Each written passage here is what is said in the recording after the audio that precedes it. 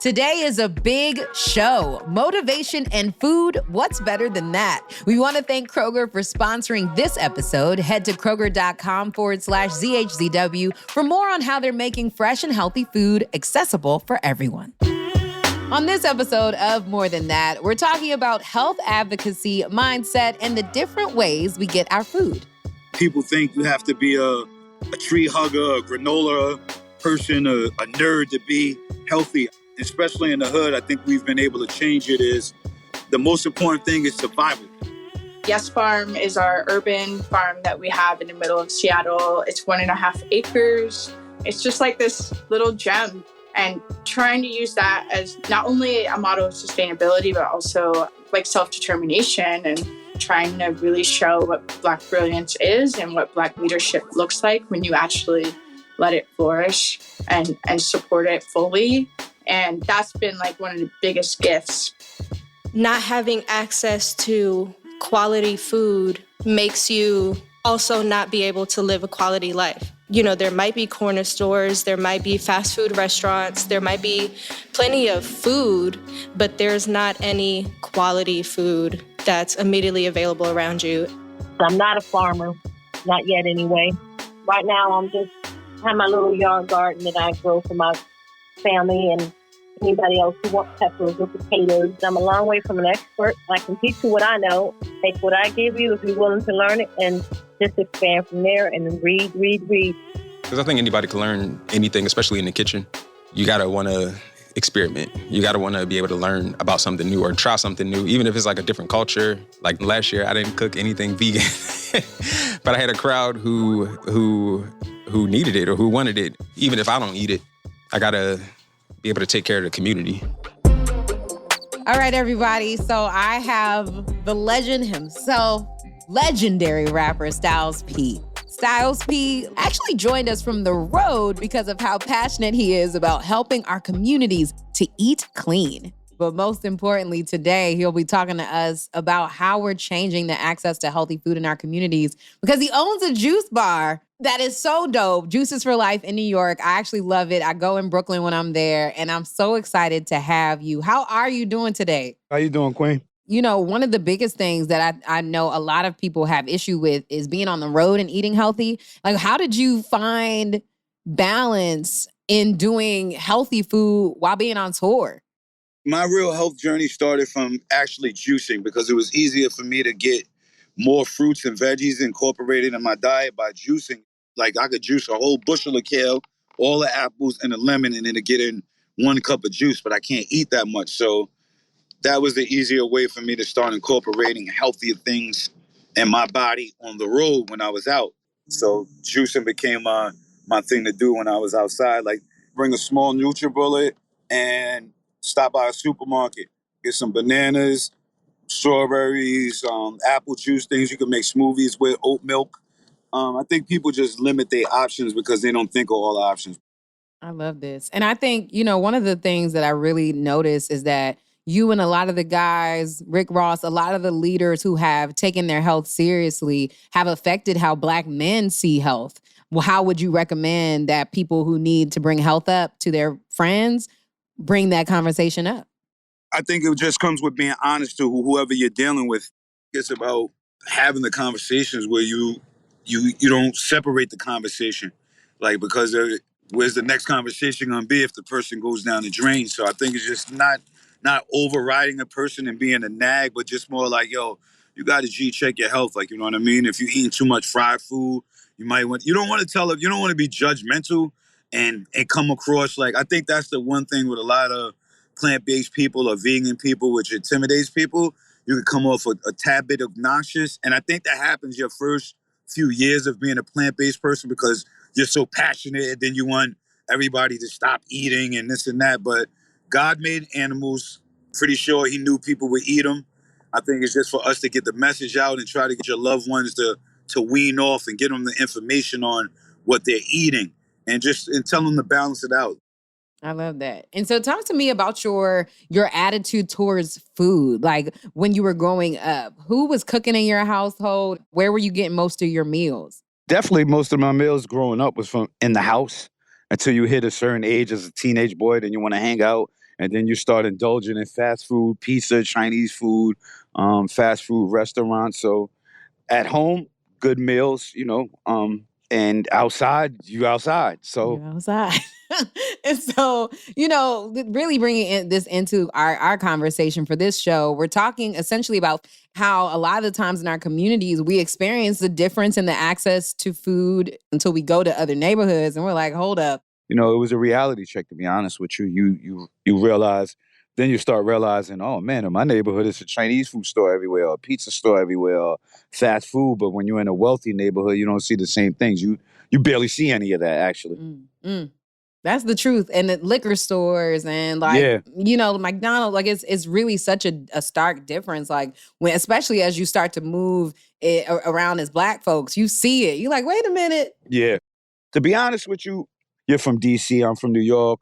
We think about LA, Miami, and all of these things. But the further you get into it as a person in the health community, you start to notice and you look around, because we live in this inner city. But if you think about America on the whole, obesity isn't just a Black and Spanish thing. That's a white people thing too. So really, as a whole, as a country, we have to do better in our communities first, because we don't have as much, resources and places to go. But even in their community where they have all the resources and places to go, they may not have the knowledge.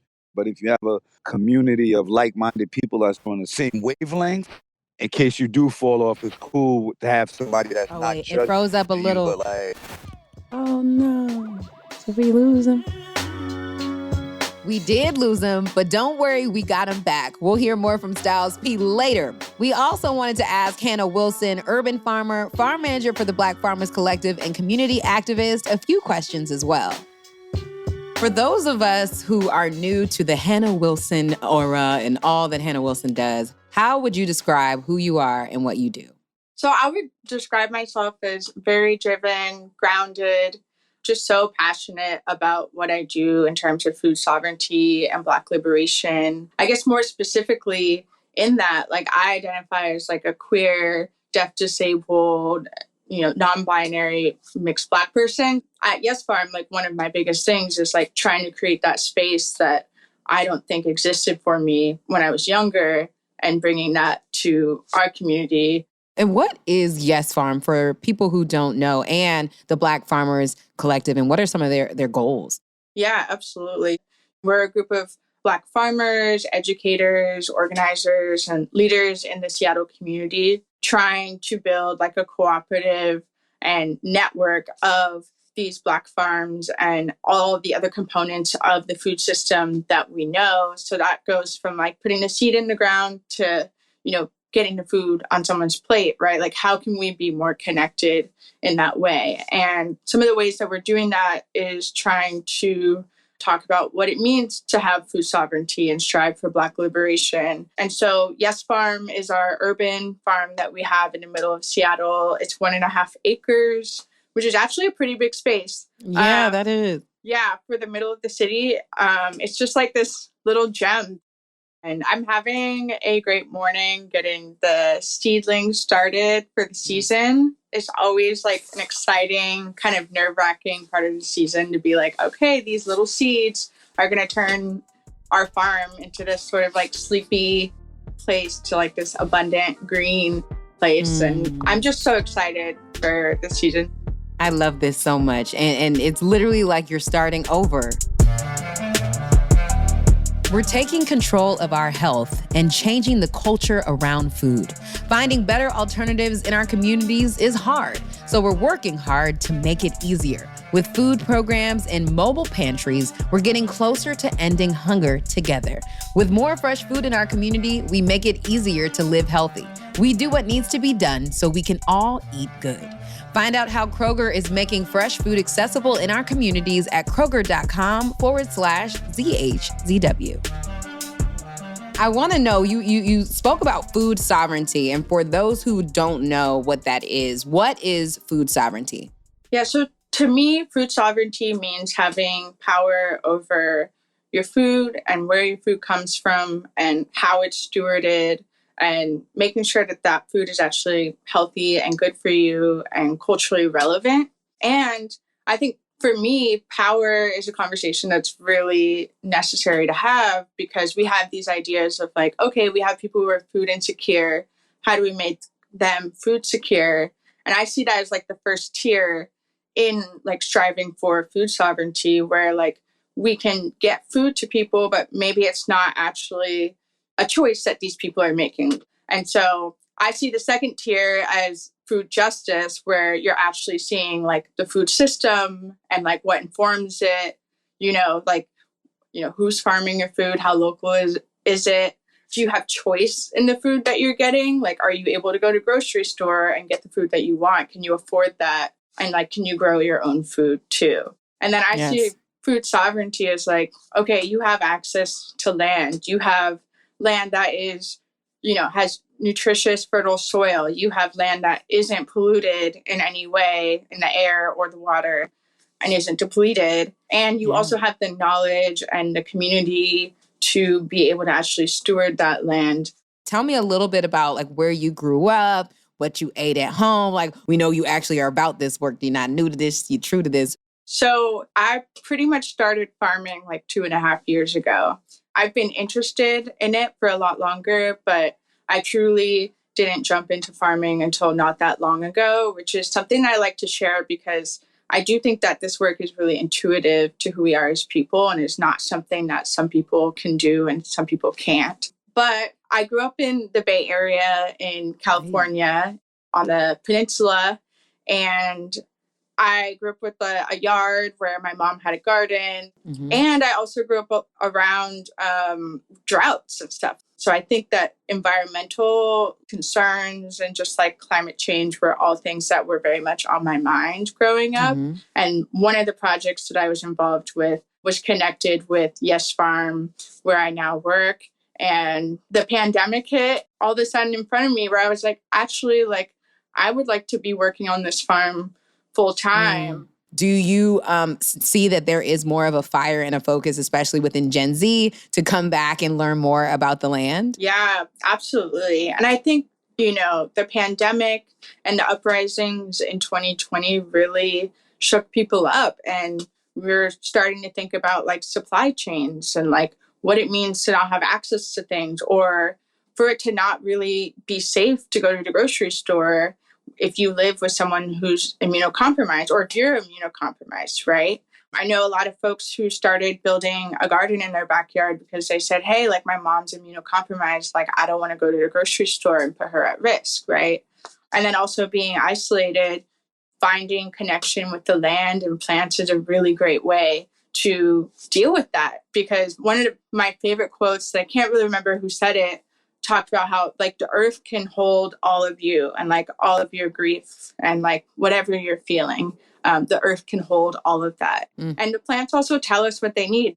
For people who don't have, enough access to healthy foods within grocery stores, what should they do about their diets to make sure that they can eat healthy if they want to? Like, are there resources or places that you recommend people get started if they do live in areas where there just isn't enough healthy food? I mean, my advice is definitely to start studying up on, growing your own food, seeing if the soil in your yard is, healthy enough to grow food in. And I would also say, too, just trying to find a mentor in doing this garden work, because it can be really difficult to do it on your own. And so finding someone else to do it with, finding a mentor who's also gardened before. A lot of elders have a lot of knowledge and have been gardening for many decades. And then finding that local garden, if it's there, is also a great place to start, because maybe you don't want to commit or it's expensive to buy all the materials to start growing your own food. For the people who are still learning, why is growing and owning land and being a part of an organization that actually supports that, why is that a revolutionary thought and step towards what we need to sustain ourselves within our communities, especially when it comes to access to healthier food? I think it's so revolutionary to know where your food is coming from, know the people and the community that is getting that food to you, whether it's, a farmer or a food worker, because you become really connected to that food. You start to pay attention to the land that we're on and connecting with people through knowing, where your food is coming from. So tell me about the experience of starting and opening your first Juices for Life. Was there like one story or reason why you really wanted to do it for your neighborhoods? To be honest, for me, like I told you, I was a patron at my partner's joint. And I think I just I preached this so much to everybody. It became my hangout, my meeting spot. And then a lot of my homies started juicing. I love that. I just got in it from being passionate about it. We're a juice bar, but the difference between us and, I'm not gonna say every juice bar, but most juice bars is we sell healthy stuff, but we do not lose the bar aspect. So, we like to have the community feel. We like people to come in and feel like they're attached to the store. The store is there for them. The workers in the store are there for them. We're all here for each other as a community. Like, for instance, in Yonkers, we were able to build 3 parks, renovate 3 parks, and put workout stations in 3 parks for the community. So it's bigger than just coming to the store. We want you to have your own juicer. We want you to have your own blender. If you walk into our juice bar, every recipe there is there for you on the menu. Because there should be no leaders in the health community. It should just be we all spreading the knowledge and we all become leaders in the health community. And that's what Juices for Life and Farmacy for Life main aim is, to make everyone in our community become a leader in their own health. That's so good. Those around them. And that's what it's really about. That's so good. And speaking of community, like, it's a common misconception that you can't make a profit and help the community at the same time. But you have literally done that time and time again. So what do you say to that misconception? F it. Screw that misconception. If you feed into it, then you might have to deal with it. If you don't feed into it, then you should overcome that obstacle too. It's a lot of conceptions and misconceptions with everything, but whatever you believe in, you should go wholeheartedly, full force with, and believe in the results. Like a lot of people think juice bars in the hood will work. The hood wouldn't be receptive. We knew it would. We knew it would. We knew it was needed. We just knew we had to show them the right way. And here we are today. About to open number 6. It's kind of amazing, to be honest with you. We have people who, put their diabetes in check. We've had people who've lost over 150 pounds. We've had people who have been able to, thyroids. We deal with so many issues, impotence issues. It's a pretty amazing feeling it gives you. Like, it's kind of unexplainable. It's, to be honest, me and my wife was having a discussion the other day. I said, if we was happen to pass today, we did what we had to do. We left our footprints. So to leave footprints in a community where we now be able to spark people with health conversations, we did our jobs. Job well done.